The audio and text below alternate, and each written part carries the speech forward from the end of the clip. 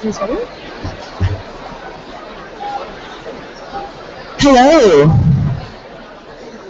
Good evening. It's always amazing when one actually gets silent. Welcome to the 14th annual last lecture. My name is Shannon Thibodeau. I work in student life here on campus, and I'm also a very proud alumni of Guelph Griffin. Student life would like to acknowledge the Adirondack and Adirondack Neutral people on whose traditional territory the University of Guelph resides, and offer respect to our Haudenosaunee, Anishinaabe, and Métis neighbors as we strengthen our relationships with them. I would like to also welcome everyone this evening to our 14th annual last lecture. In this crowd we have faculty, students, senior administrators, friends and family of the lecturers, community members, and alumni. Welcome. And a very special welcome to our lecturers and to you in the crowd that have brought us all together, the graduating class of 2014. Yeah, you deserve that. You, yeah.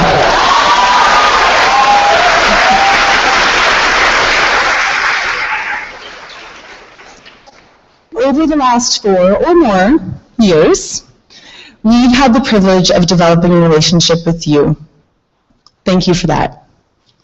The last lecture began here at the University of Guelph with really one true purpose, and that was to celebrate you, the graduating student, as you get ready for the next step in your journey. We come together and we celebrate through reflecting on your time here at Guelph and your remarkable achievements that brought you to this point. Well done. So before we really get the ball rolling, I'd like to introduce someone else to offer welcome on behalf of the University of Guelph, and that is our Associate Vice President Student Affairs, Brenda Whiteside.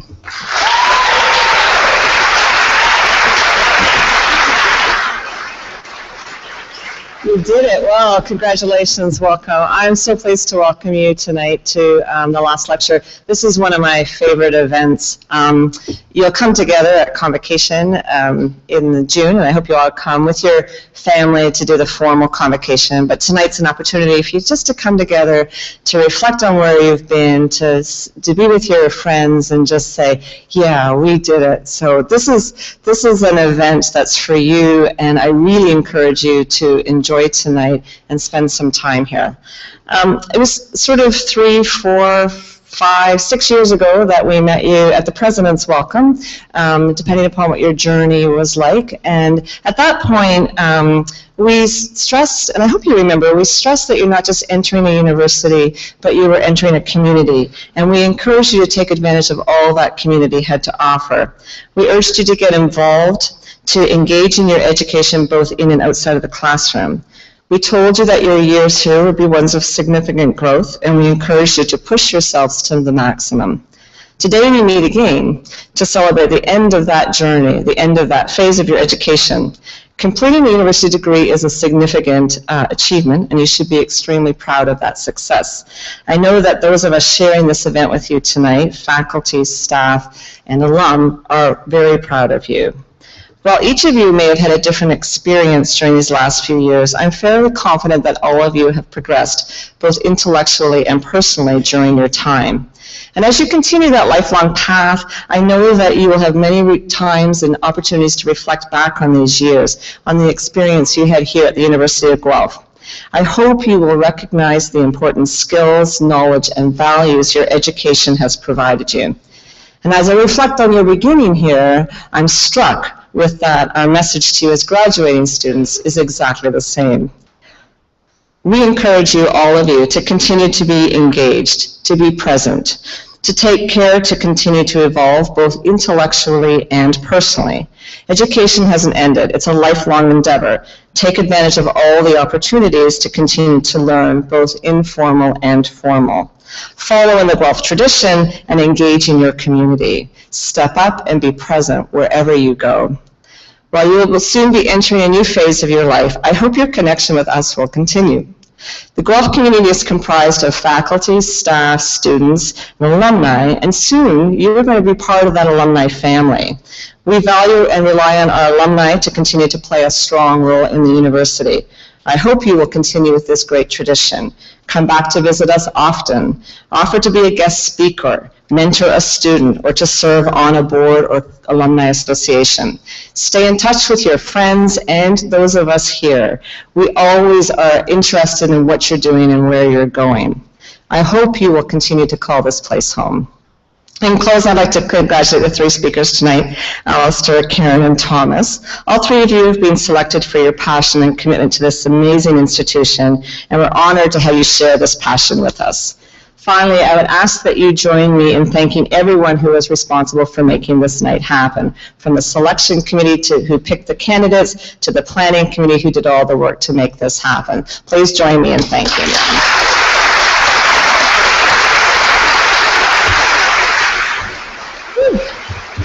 So once again, congratulations, we're so proud. Please come back often. We really do consider you part of our old, ongoing family of alumni. Thanks.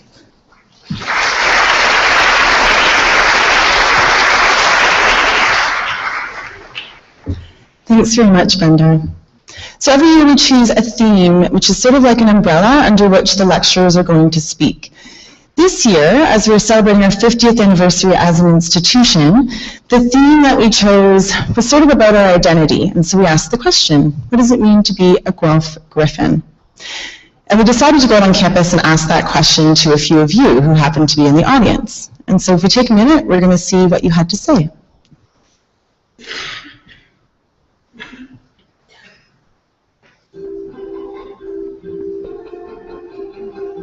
What's going on here?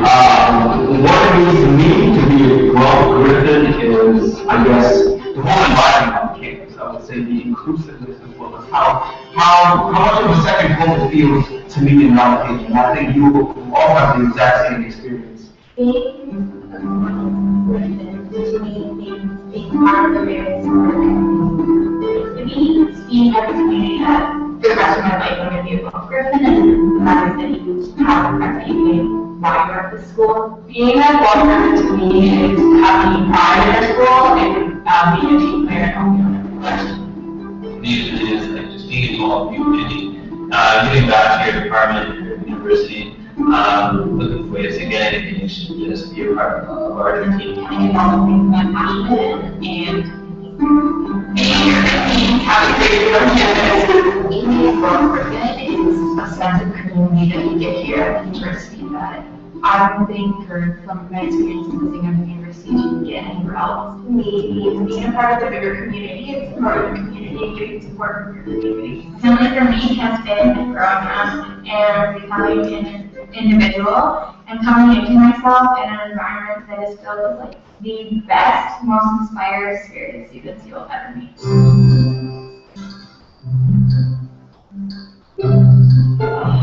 My favorite thing is having a cannon that you can paint, staying out all night with your friends and eating it and being able to sleep the next day. My favorite thing about the University of Guelph is the camaraderie of all the students and how much everybody's willing to help each other. My favorite thing about Guelph are the friends I've made here and the memories that I've had with them. I have to say, it's definitely the students. The top guys like Carla. My favorite thing about the University of Guelph is the campus. My favorite thing about the University of Guelph is just the small town atmosphere. Is the canon. I love sunny days studying on geography at the RPM. Well, we know each other now. It's a great crowd, and I love it.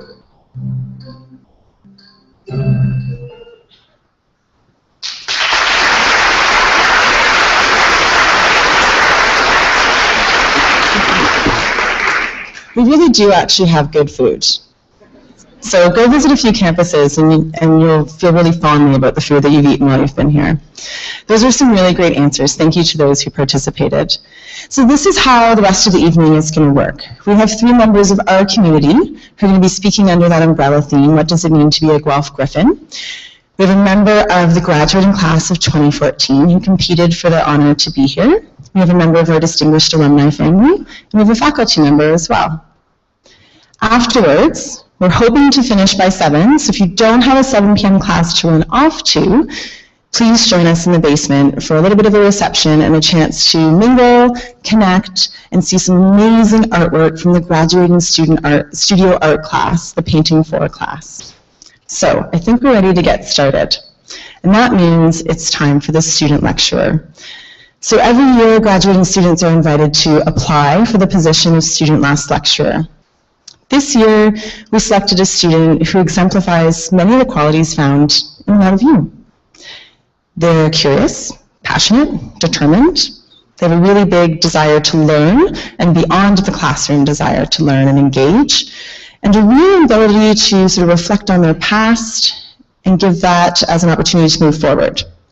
This is someone who's demonstrated, while he's on campus, that he has a range of involvements. He can do a lot of things, sort of a master of different areas, from inter-hall council to agribusiness field courses and case competitions to college government. So this year, I'm very proud to present to you the graduating class of 2014 last lecturer, Thomas Heeman.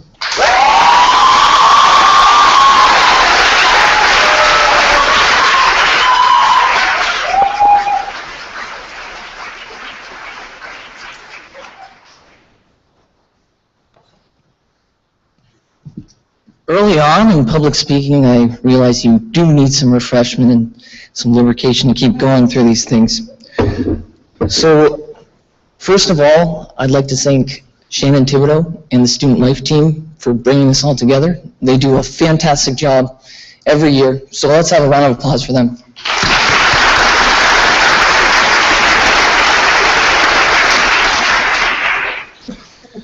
So without further ado, my name is Tom Heeman. I'm a soon-to-be graduate of the Honors Program in International Development with a specialty in rural agricultural development and a minor in agricultural science. As I stand here before you today, I'd like to take a moment and reflect upon why we are gathered and to ask the question what it means to be a Griffin and how it is that we all came to be in this room.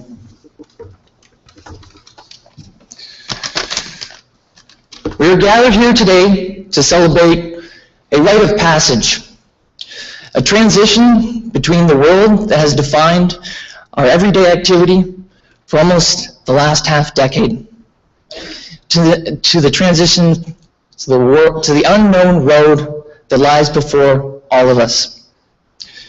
In the years leading up to this point, I have actively pursued the study of the creation, differentiation, and development of both plant and social structures. So I hope you'll pardon my borrowing a couple metaphors as we move through tonight's speech. When we arrived on campus, we were fresh-faced young sprouts, yearning to experience the glow of knowledge and to soak up the illuminations offered by each encounter, conversation, and lecture. Over the semesters, we rooted ourselves in this campus. We grew steadily and surely in its radiance, stretching out and unfurling new planes of thought. The hours we spent reading, writing, and reflecting have started to unlock the secret worlds in nature, ourselves, and our place in society. We have drank the waters of life, and now it is high time that we emerge from this institution and bare our hearts to the world as the spring bud bursts its flower to the earth and sky. As we set forth from this campus, we hold within us the spirit of renewal. We are fellow travelers in the light.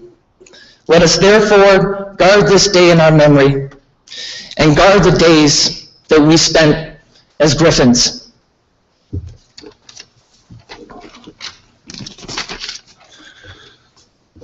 What then does it mean to be a Griffin? In my mind, Griffins hold a fierceness of heart, a commitment to service, and a depth of character. Half a century ago, at the founding of this university, the Griffin was chosen as a valiant symbol of this community, and it is a symbol that endures to this day. As the beacon of the fundamental values for which we stand, possessing the top half of an eagle and the fore half of a lion, the griffin is both the king of birds and the king of beasts. It is also the fiercest of fighters. It is the mythical guard of gold, treasure, and the keeper of that which we hold most precious. What then is our gold? Our gold is that precious gift that this institution bestowed upon us 50 years ago. The ability to choose and pursue enlightenment and education of our own free will. It is this unique character of griffins to pursue in their studies not only truth, but also truth in the service of others. One can scarcely get through a day without encountering a student mobilizing for a great cause, meeting a fellow volunteer, or reading the impact of a faculty member's research. This unabashed pursuit of public good is what defines the Guelph experience.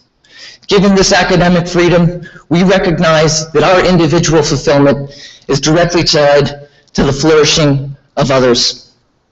Always remember that to be a griffin is not just to hold values, it is to live by them as well. Oh. Yeah.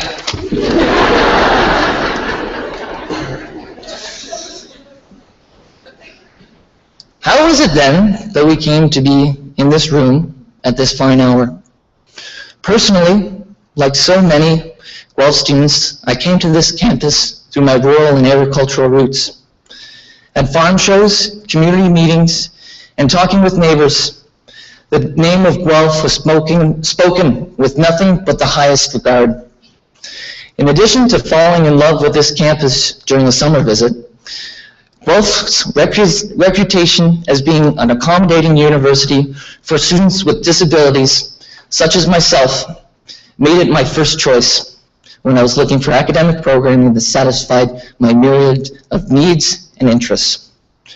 As a young person who has always been actively involved, I made the choice to live in Lennox Addington's residence actively volunteering and engaged floor in first year.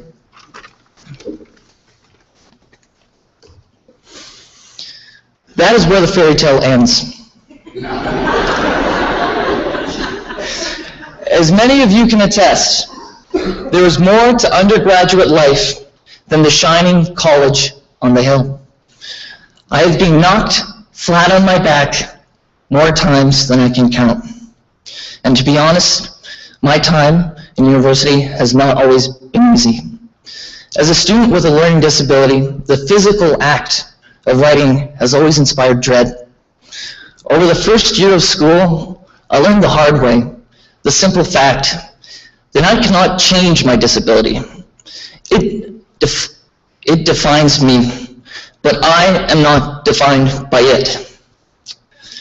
I would like to thank Linda Slater and Peter Wendell for working with me as equals to help me succeed.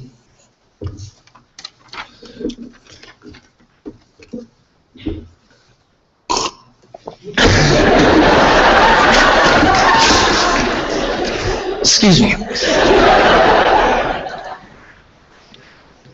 What makes Guelph an exceptional place is that beyond one's expectations, once you have the right questions, this campus will open up worlds of wonder and possibility behind every door. In times of struggle, whenever I have had the courage to ask for help from counselors, advisors, faculty members, administrators, fellow students, workers, mentors, and family, I have always been met with more support than I ever expected possible. We are here today because of the countless others working since the founding of this school up until today. It is through their love, support, and sacrifice that we are gathered here today. No, we're gathered here together, because I've already said today a couple times, so it's together. Reflecting upon my undergraduate experience, reflecting upon the undergraduate experience, many of my peers have identified a course or professor that set the tone for their undergraduate career. As a participant in the International Agricultural Field Course, Professor John Fitzsimons, with his broad knowledge of both international development practice and tropical agricultural systems, his wealth of advice, experience, and common sense provided the formative guidance that I know I would not be here today without. Like so many professors, he made me want to be a better student, a better friend, and a better man. After having literally been knocked on my back by an infected insect bite, I can imagine few other people who I would rather have at my side while getting a shot of antibiotics in my backside than John Fitzsimons in a Costa Rican pharmacy.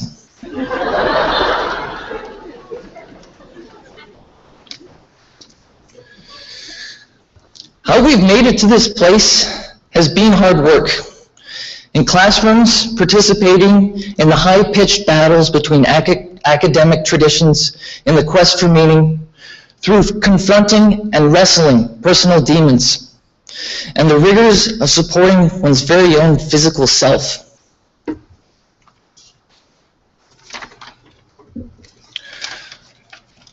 This is my last plant reference. Like acclimatized nursery plants, we have been put out into the cold, deprived of water, exposed to the howling winds. In this way, we've learned how to make a home, how to navigate university policy, and participate in co-curricular programming to the point of designing and facilitating it ourselves. Over the years I have spent here, I have been blessed, challenged, and rewarded in more ways than I even thought possible. So there's a lot of exceeding expectations that comes with going to Guelph. I have been blessed, again, to work with extraordinary people in our Hall Council, Go Bulls, the International Development Society, Universities Fighting World Hunger, the brainchild of our very own Alistair Summerlee, the Straw Hat Journal of Food and Agriculture, the College of Social and Applied Human Sciences Student Alliance, that's a mouthful, the Student Space Initiative, where as a campus, we liberated $750,000 together for direct change on this campus. The Central Student Association, the Food Bank Garden Committee, the Ontario Agricultural College Weeds Science Team, and last but definitely not least, College Royal. And I know that I am not alone in this experience, for at every turn, I have found even more opportunity. And a campus full of passionate students working every day for change. Surrounded by support, enthusiasm, and opportunity, the harshness of the elements are not the sirens of success, but rather the lick of 1,000 flames of hope, the wind calling you to become all that you can be, and the cool refreshment of knowledge. Going forth to fight, despite how battle-scarred and hardened we may be, this is only the beginning. To put it simply, to be a Griffin is to fiercely live and practice your values every day. And to graduate a Griffin is to be fully developed, brimming with potential, and poised for a life of flourishing. My name is Tom Heeman, and I am a Griffin.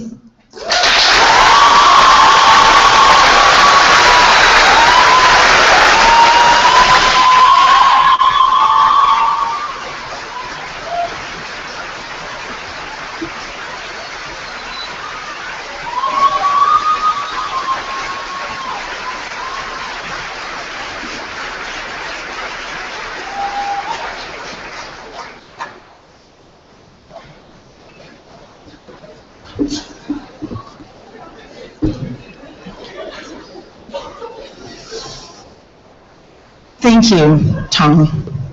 I'm very privileged in my work to get to meet and interact with exceptional students every single day, and Tom is an example of someone I wish I had met 5 years ago instead of 18 months ago, and someone I hope comes back to visit campus often, because you will be missed. Thank you very much. So as you're preparing to graduate, there's one little lesson we need you to know. Alumni, alumna, alumnus, alumni with an AE, not an I on the end. So alumni with an I on the end. Many alums, you, soon to be, of mixed genders, okay? Alumna, a single female member of the alumni family. Alumna with the AE thing, I may not be saying it right, is many female alumna. Alumnus, male, single, alum. Am I getting this? Okay.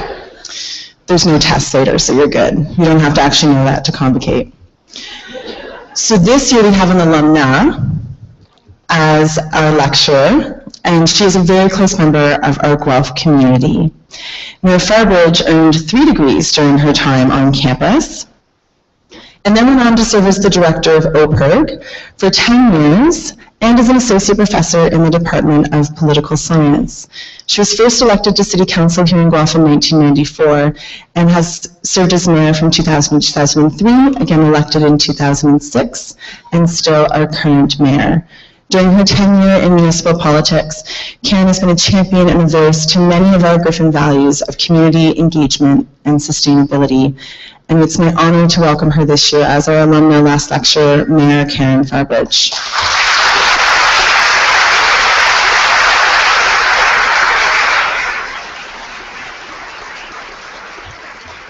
Good evening. I spent 10 years as a student at the University of Guelph, 4 as an undergraduate, 2 in a master's program, and 4 as a PhD candidate. Now, I know you're not supposed to do that. If any of you move on to graduate studies, you will be wisely counseled to broaden your academic experience at another institution. And it looks like they were right. I'm not an academic anymore. However, I had an exceptional supervisor, and I chose my supervisor, Dr. John Netherland, and will never regret the time that I spent at Guelph. So I bet most of you are thinking that I graduated from political science. Close, but not quite. The title of my PhD thesis was Growth Hormone Physiology in Rainbow Trout, Development of an enzyme-linked immunosorbent assay using monoclonal antibodies. So, okay, not even close to political science. So I've met a few people in my life, only a few, who at a very early age knew precisely what career they wanted. And they succeeded in achieving it. They set their mind and they achieved it. Mind you, they were all from the previous generation. So I don't know if that can even be your experience today as a graduating class of 2014. It clearly wasn't my experience. So an inquiring mind might want to know, how did I go from studying fish to the mayor's office? Part of the answer is very personal and somewhat reflects the challenge that women face pursuing a career in academics. My third convocation, which was right here, was just a few weeks shy of the birth of my son. I had been awarded a postdoctoral fellowship at the University of Toronto, but I applied for a 2-year leave of absence to be closer to Graham. After the first 6 months, I took a position at a local organization, OPIRG, that engaged university students in public interest research. I had begun volunteering for the organization myself during my master's. I had the remarkable opportunity to work for 10 years with young people, something that I still value and treasure very deeply today. And my relationship with the university continued, but in a different capacity, being on campus. One of my responsibilities was to identify projects in the community through which students could make a difference with their creativity and their energy, and receive course credit for it at the same time. That was a radical notion at the time, but one that's now integrated into the very way this university teaches. I became more involved in the community to identify good projects for students. I met and was inspired by people who cared deeply about their community. I found my growing involvement in my community extremely rewarding and something that I wanted to pursue. And then there was a pivotal experience that tossed me into the political arena. In 1991, I joined a group of people, including students, at a city council meeting. We wanted the city to develop a community energy plan to reduce energy use and greenhouse gas emissions that were contributing to climate change. So just an aside, council approved the community energy plan in 2007, 16 years later, still making us a leader in North America. And since its approval, we've reduced energy use by 26% and greenhouse gas emissions by 18%, while our population has increased 10%. Now, the lesson here is that leadership is tough, hard work, and persistence is essential. So back to my story. Memory is fickle, but my memory of that evening before council is this. As we made our individual presentations, many members of council were talking amongst themselves, clearly oblivious to the important message that we had to deliver to them.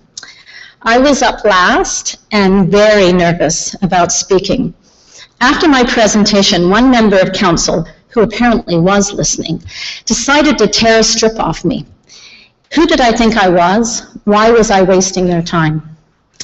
I credit this gentleman to this day for his mentorship and for encouraging me to enter politics.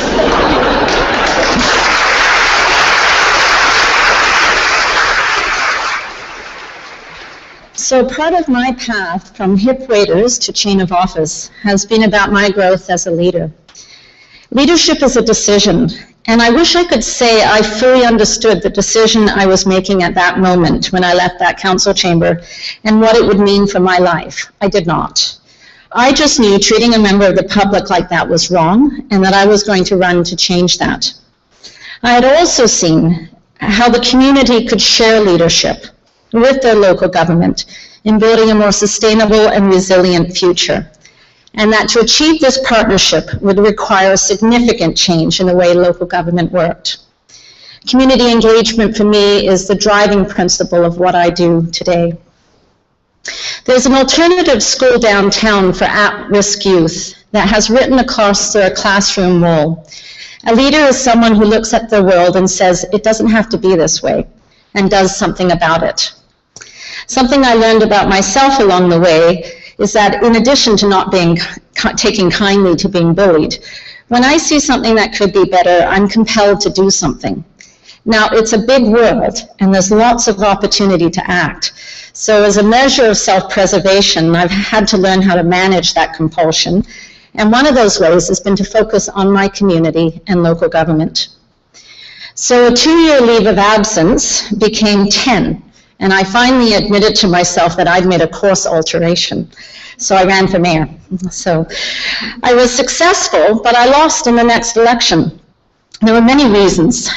Some people referred to the 3 W's, Walmart, waste, and water. The community had been sharply divided about the location of a Walmart in the city. We had asked our residents to move from a 2-stream to a 3-stream waste collection system to increase the diversion of recyclables from landfill. And we also had the incredible bad luck of introducing an outdoor water use program aimed at avoiding $20 million in infrastructure during one of the worst droughts in many years. At the time, green lawns during a drought were commonplace. Today, green lawns during a normal summer are quite rare. Good policies, all of these, but requiring a change in people's behavior, and so not generally a great mix with elections. However, as I personally reflected on my election loss, I understood that I had not fully understood the leadership decision I was making when I accepted the encouragement of others to run for mayor. As a consequence, I didn't fully embrace the role. I realized that I did not lose that election on my own terms. And when I landed on that understanding, I knew I had to run in the next election. Win or lose, I needed it to be on my own terms. So my relationship with the University of Guelph changed then for a 3rd time, now in my role as mayor. and understanding how the city's path is so tightly woven with that of the universities. And even today, there was a press release announcing a new partnership between the city and the university on a civic solutions lab. Elections are wildly unpredictable. The entire concept is an anathema to academia. I remember having tea with a member of my PhD advisory committee shortly after being elected as a member of council in 1994, and she pondered how long I might last the lack of the scientific method in my life. And certainly people can be wildly irrational at times. Might I suggest winter and parking are two areas where people lose it?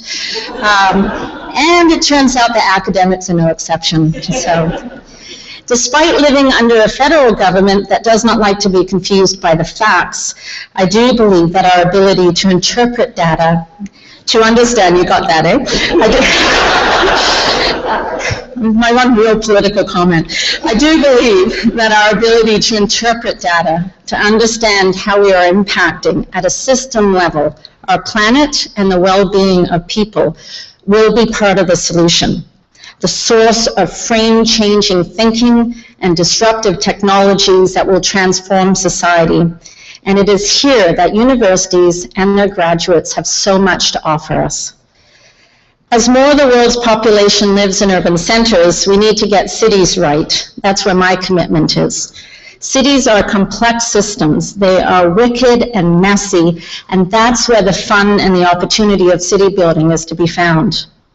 Local governments must change, are changing, to accept a shared leadership with their community in building a more sustainable and resilient future. Now, the risk in me telling you my story tonight is that I reinforce a myth that leadership is about a position. It is not. It is a state of mind. And it's a choice. It's a decision, and only one that you can make. No one will give you permission to make a difference. No one gave me permission. When I learned that lesson, it was a huge movement for me personally. In fact, some people tell me to cease and desist quite frequently. So here's the bad news. I have found that the greater clarity you achieve about your leadership, the greater focus that you find, the harder it gets. You will be more effective, you will make a bigger difference, and the resistance you will face leading progress will intensify. So what if you walked out of this hall tonight and every person you met, every invitation you received, every door that opened was an opportunity for you to become the person you were meant to be, someone who makes a difference? How would that change your life? How would you better contribute to your community? How would you build a better planet? My name's Karen Farbridge. I am a Griffin. I am a difference maker. Congratulations to the class of 2014. I really appreciate this opportunity and the considerable honor of addressing you tonight. Thank you.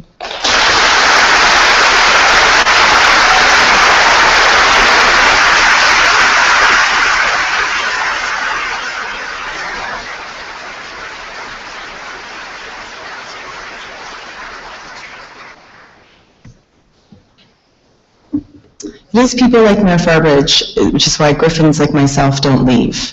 We stay in Guelph. Thank you very much. So it's fitting this evening that for your last lecture, we have a faculty member, and it's also one of their last lectures.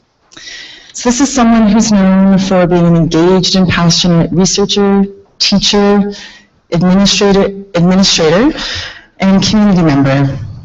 Dr. Sumner joined our Griffin community in 1988 as professor in the Department of Biomedical Sciences, just where he sometimes still resides.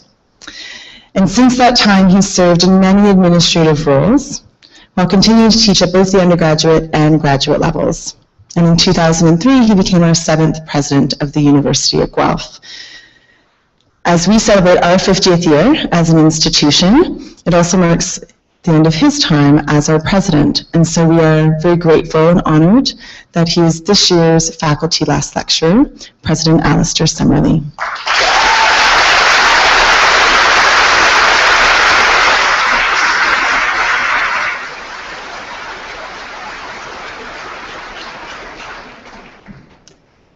Thank Thank you very much. Thank you to the organising committee for giving me this privilege. I've said to several people, I get to speak in some of the most amazing places around the world, but I am more nervous tonight than I can remember since the very first time as a graduate student I gave a presentation, and just about 5 minutes before I went onto the stage, I had to find a waste bin to throw up in because I was so nervous about what I was doing. So I know many of you will expect it, but to make me feel a lot more comfortable, I'm going to take my shoes off.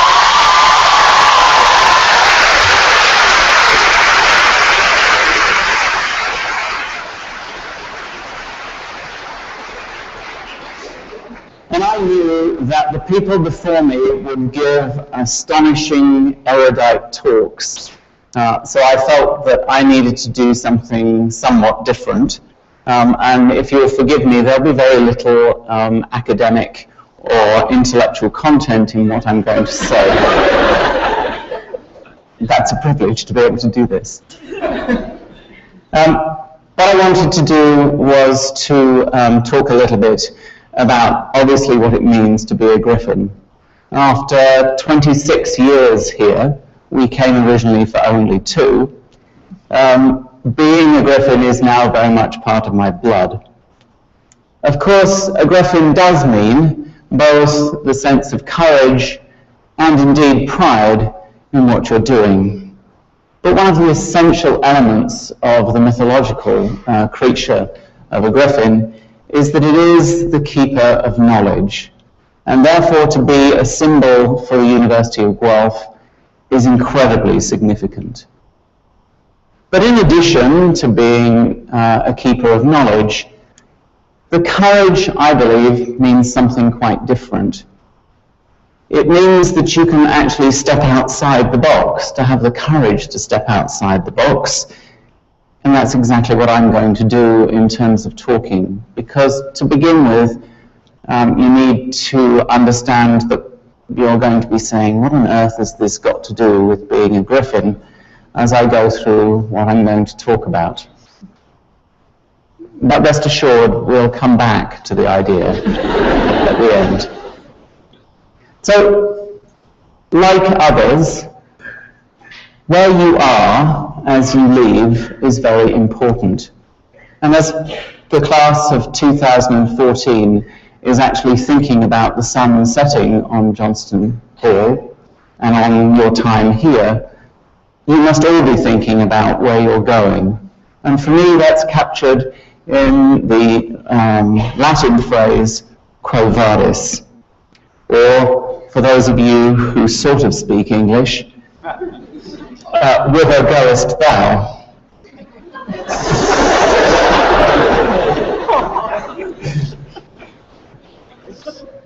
For many of us, where we're going to go has a great deal to do with where we've come from.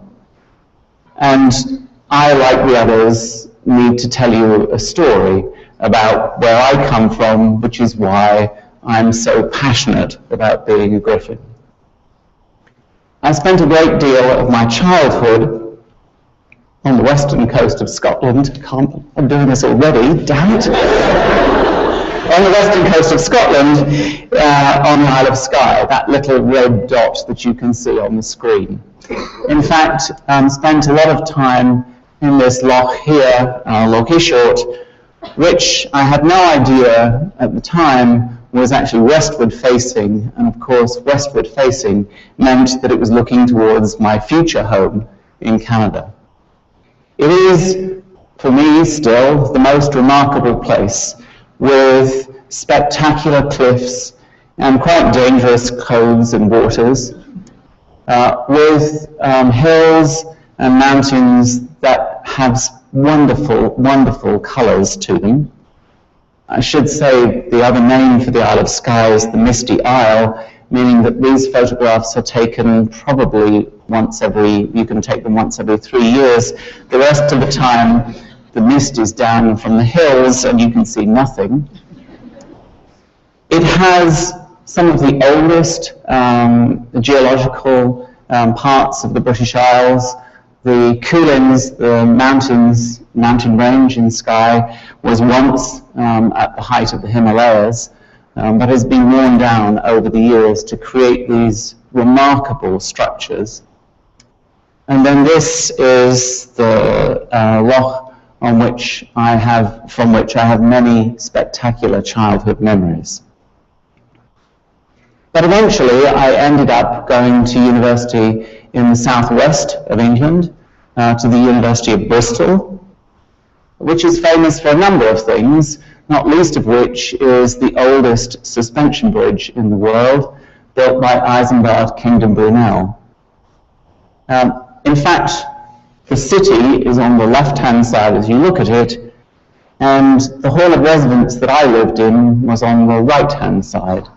So every day for 2 years, I walked back and forth across the Clifton Suspension Bridge, and there were times when I found myself saying that I would love this place one day, because I found the transition to university incredibly challenging. And it was this that made me have a lifelong commitment to being associated with an institution that cares deeply about transition and support of students. After a while, I ended up running a hall of residence known as Goldeney Hall, which actually had 186 students in it, in modern accommodation, and we lived in Goldeney House, first built in 1723 and then later refaced by the Victorian architect Waterhouse in the 1860s. Goldeney Hall had spectacular gardens, full of incredible monuments, and in fact Goldeney himself was one of the original sponsors of the Industrial Revolution.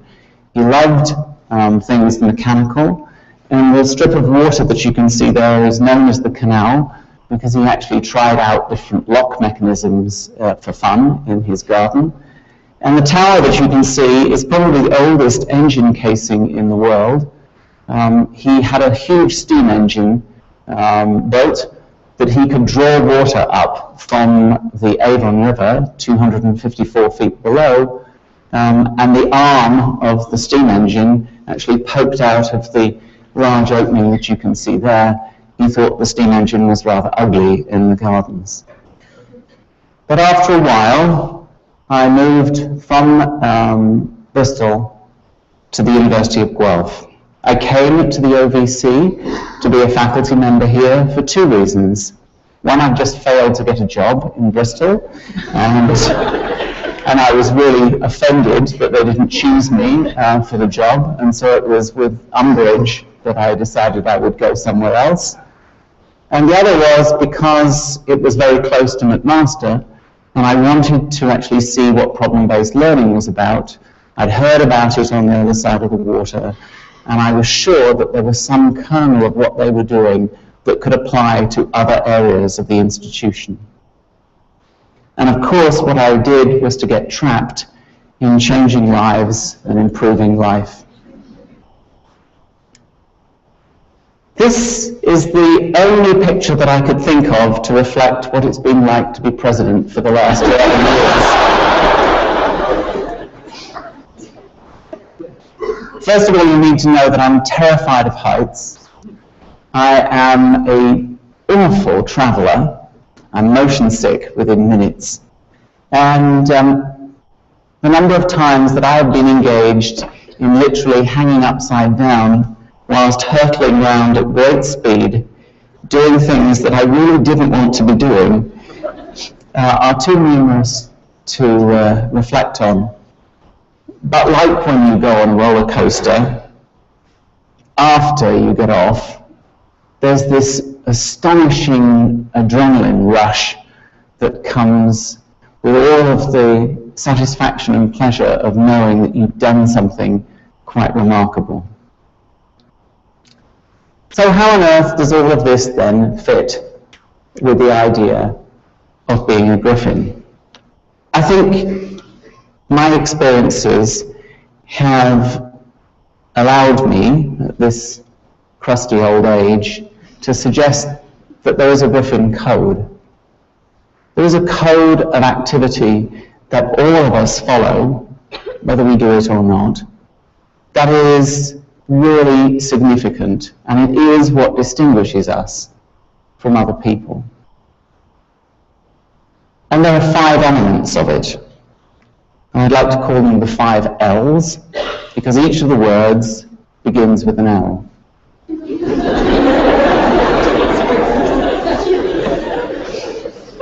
I have to say that because my accent is so funny, of course, that people often think when I say 5 L's that I'm talking about the place down there, rather than...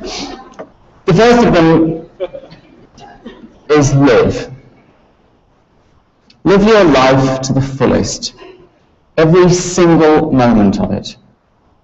And don't ever, ever let yourself be disappointed by what happens. Try everything once. You'll never know whether you like something or not until you've tried it. I know that I will never bungee jump again. So first, live. Second is laugh. Don't take yourself too seriously. Laugh with people, at people. But most importantly, laugh at yourself. And laugh at the silly things that you do, or the silly things that you say. So live, laugh, learn. Never stop learning and caring. Care for the people and the planet around you. In a world that is riven with injustice and beset by dogma, prejudice and disadvantage, we need people like you. People who care, people who are willing to make a difference. So live, laugh, learn, listen. Listen to your heart and the people around you. Find something that you are passionate about and follow that dream. Don't be disappointed or daunted by failure. Learn from it. And keep listening to your soul as it drives you to work for others. So live, laugh, learn, listen, leave. Know when it's time to leave. Know when it's time to turn and walk away. And never believe that you are the only person who could do a particular job. You are the only person who could complete this task. There are always other people. Other people with better ideas, other people with more energy, other people with more enthusiasm than you. So remember, live, laugh, learn, listen, and leave. Take everything that you have learned here as a Griffin and move on. And maybe there is one other L, and that's luck. I don't mean buying a lottery ticket, although that would be nice, especially if it wins. I mean the luck of having people, family and friends who help you on the journey. That luck, those people, are vital to your happiness and success. but also remember the privilege of your lives. Remember that you have the freedom to be educated where you want, to walk where you choose, and to walk with whomever you want, wherever you like. Because you live in a remarkable, remarkable country. But not everybody in this world has this right. And you have the power to do something about that. So I want to leave you with some images that are especially important to me, that I think will have resonance with many of you. I want to leave you with some images of the refugee camps in Kenya. Dadaab is the largest refugee camp in the world, built for 90,000 people, now has close to 750,000 who are trapped there for no reason of their own making. These images are burned on my mind and etched in my soul. From the bleak boundaries of barbed and razor wire that define everywhere in the camps, to the devastation of starvation of animals and humans, to the inhumanity of lining up hour after hour in order to receive meager amounts of food, to the tragic loss of relatives who were not successful in making their journey. But through all this, there is incredible hope. The people in the camps are actually remarkably inspiring. They have hope that they can make a difference. And if they can, so can you. So now's the time to pick up your Griffin code. And as my favourite poet, Walt Whitman, would say, darest thou, O soul, walk out with me toward the unknown region? It is time to take up that challenge. It is time for us, the graduating class of 2014, to step out and embrace that change. But I have, I suppose, one thing to say, and that is, go Griffins. Go Guelph. And go Canada.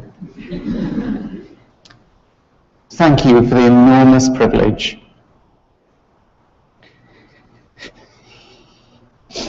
of the last 11 years.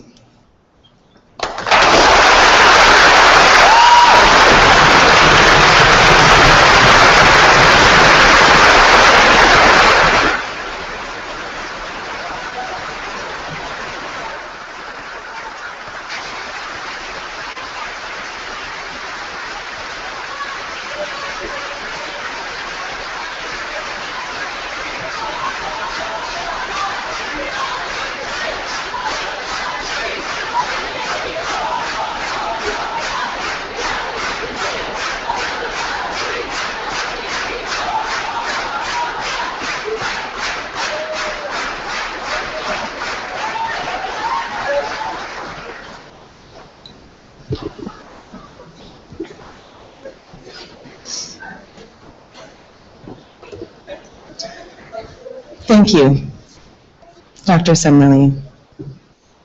I had the privilege as a student, prior to Alistair becoming president, of sitting on a committee with him where there was a sort of a rotating presentation about a new building called the New Science Complex. And over the course of several days, it was presented over and over, and one of the things I always appreciated was his ability to make the presentation so new each time. And what I loved about this was that there was much new in it. Thank you for sharing your 26 years here and the past 11 as our president. All the best on your next journey.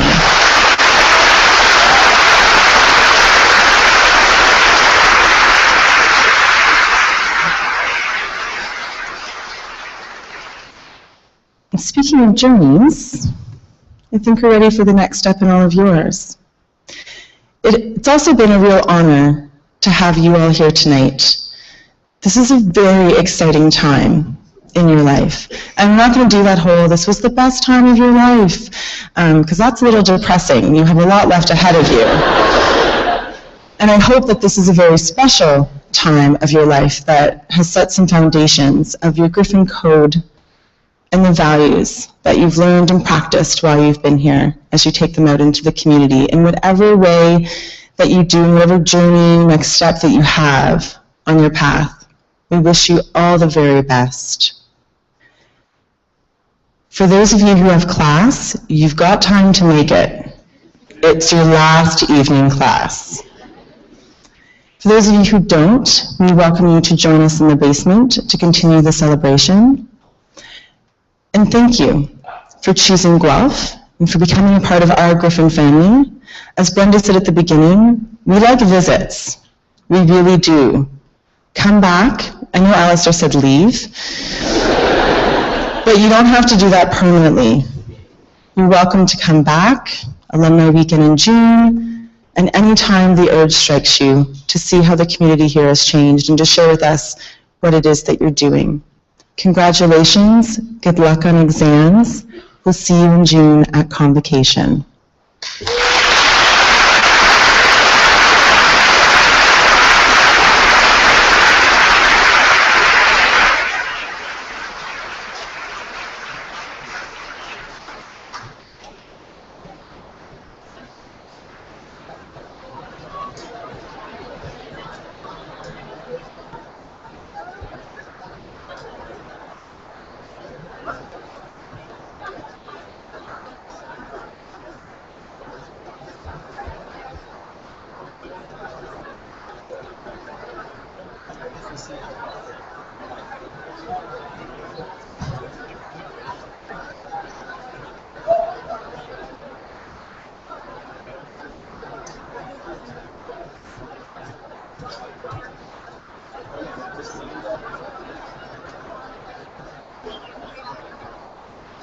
So yeah, the CFR is for now.